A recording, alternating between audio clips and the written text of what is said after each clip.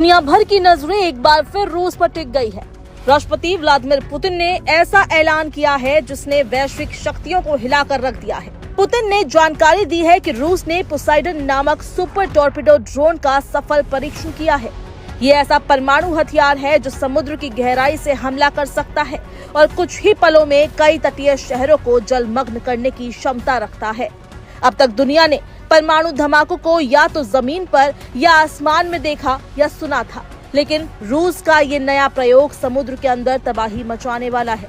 Poseidon परीक्षण के बाद विशेषज्ञों ने चेतावनी दी है कि अगर ये हथियार का भी इस्तेमाल हुआ तो इससे उठने वाली लहरें सुनामी जैसी होंगी जो पूरे क्षेत्र को नष्ट कर सकती है।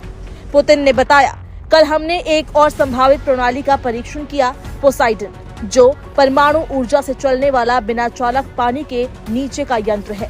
उन्होंने दावा किया कि इस ड्रोन को इंटरसेप्ट करना मुश्किल है। रूस ने ये परीक्षण उस समय किया जब अमेरिकी राष्ट्रपति डोनाल्ड ट्रंप ने हाल ही में पुतिन को नसीहत दी थी कि उन्हें मिसाइल चलाने के बजाय यूक्रेन में चल रहे युद्ध को खत्म करने पर ध्यान देना चाहिए। ट्रंप के बयान के ठीक एक हफ्ते के अंदर रूस ने ये दूसरा बड़ा परमाणु परीक्षण कर दिया। बीते हफ्ते रूस ने बुरावेस्टनिक नाम की लंबी दूरी तक मार करने वाली परमाणु क्रूज मिसाइल का सफल परीक्षण किया था और अब पोसाइडन ड्रोन का परीक्षण करके पुतिन ने दिखा दिया कि वो किसी भी चेतावनी से डरने वाला नहीं है। पोसाइडन कोई साधारण हथियार नहीं, ये एक बिना चालक के चलने वाला पानी के नीचे का ड्रोन है जो परमाणु ऊर्जा से संचालित होता है। इसकी खासियत ये है कि ये बहुत गहराई तक जा सकता है और बेहद तेजी से यात्रा कर सकता है। पुतिन का दावा है कि ये ड्रोन दुनिया की किसी भी मौजूदा रक्षा प्रणाली से बच निकलने में सक्षम है। उन्होंने कहा, पोसाइडन को ना इंटरसेप्ट किया जा सकता है, ना नष्ट किया जा सकता है। इसकी गति और गहराई तक जाने की क्षमता किसी भी पारंपरिक पनडुब्बी या हथियार से कहीं अधिक है।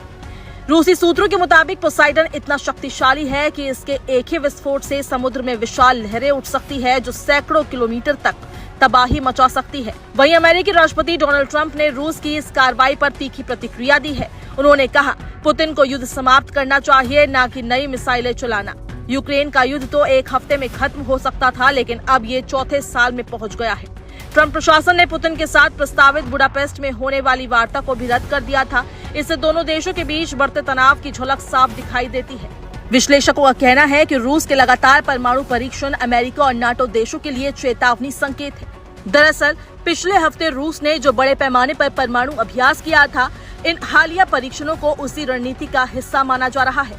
पोसाइडन टेस्ट के बाद अपने भाषण में पुतिन ने कहा, रूस किसी पर हमला नहीं करना चाहता, लेकिन अगर हमारे खिलाफ कोई साजिश हुई तो हम चुप नहीं बैठेंगे। पुतिन के अनुसार ये हथियार किसी भी महाद्वीप तक पहुंच सकता है और रूस के शत्रुओं के लिए एक अंतिम चेतावनी है।